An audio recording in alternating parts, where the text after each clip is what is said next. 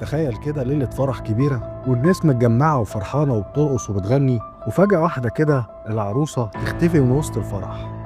أيوة، اختفت من وسط الفرح وملهاش أي أثر. في سنة 2018 في إحدى قرى محافظة الشرقية في مصر، كانت سمر بتستعد لأسعد يوم في حياتها، ليلة فرحها. كل العيلة والأصحاب متجمعين والفرحة كانت مالية المكان. لكن وسط احتفالات الفرح دي حصلت الصدمة الكبيرة. العروسة سمر اختفت فجأة قبل ما تبدأ الزفة. محدش شافها راحت فين. الأهل كانوا في حالة ذهول وحاولوا يدوروا عليها في كل مكان، لكن مفيش ليها أي أثر. الشرطة اتدخلت والتحقيقات بدأت تحريات كبيرة في القرية والمناطق المجاورة. القصص اتقالت كتير عن اختفاء سمر.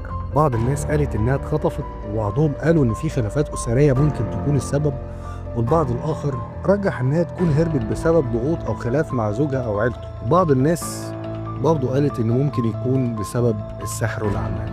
مرت أيام طويلة والعروسة ملهاش أي أثر، والأهل مكسورين القلوب، لحد ما في يوم لقوها على طريق خارج القرية. حالتها كانت تعبانة لكنها كانت حية، وأكدت إنها هربت بنفسها بسبب خلافات شديدة ما كانوش عارفين عنها. القصة دي أثرت كتير في القرية، وبقت مثال على الضغوط اللي ممكن تأثر على حياة أي بنت، خصوصا في لحظات فرحها.